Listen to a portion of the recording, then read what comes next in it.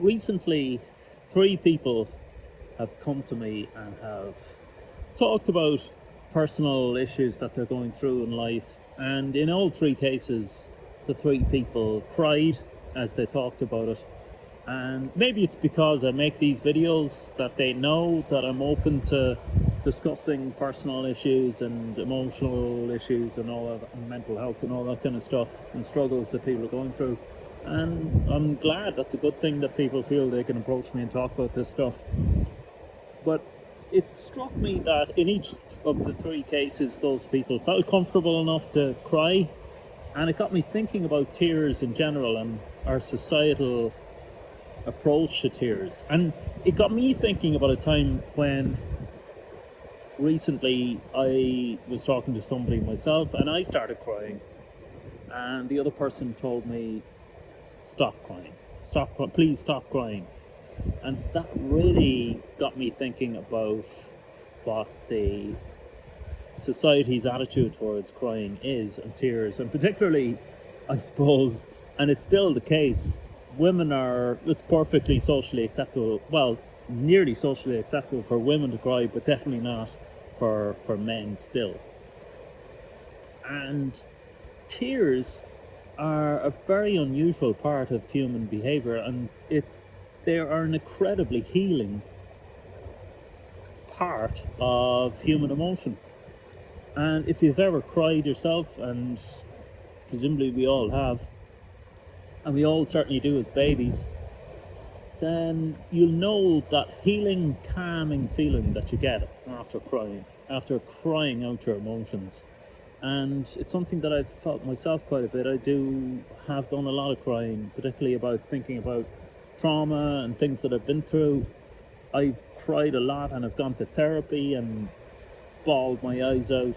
And sometimes horrified therapists who look at me like a car crash, but I'm paying them to sit there and watch me cry a lot of the time.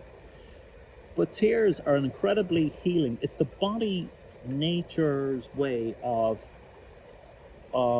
getting that trauma and emotion out of you through tears.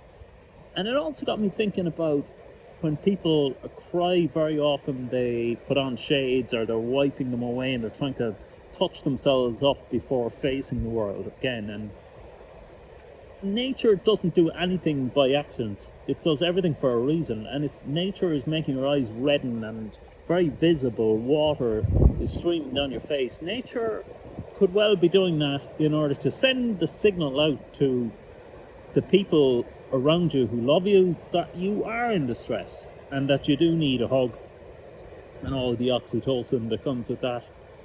And why do we as society feel the need to hide our tears away? I think that's a terrible tragedy, and it's blocking the healing process that we all need to go through as individuals and society.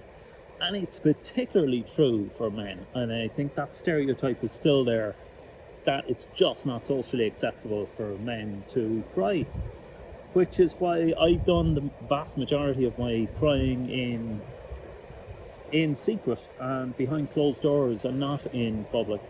And we all do it. And in ancient Ireland, not in ancient Ireland, in 100, 200 years ago, during funerals and things like that, the crying was very overt and open. There was wailing and crying at funerals. It was very open, and in a way it was a positive healing thing. It was cathartic because it was really, in a very overt way, telling the people around you that you were suffering.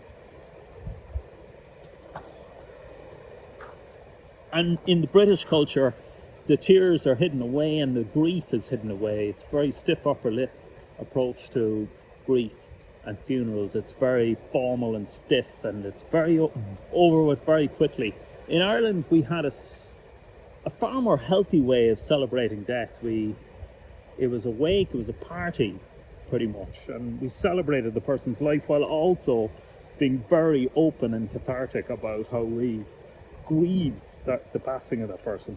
It's interesting to me how many people will try and get you to hide those tears in a way, and in a way those people aren't thinking about the person who's crying. They're thinking about the discomfort that they're feeling, and they're putting their discomfort first before the cathartic healing of the other person. And it would be far more positive to allow that person to get those tears out and to give them a safe space for them to do that, and to encourage them.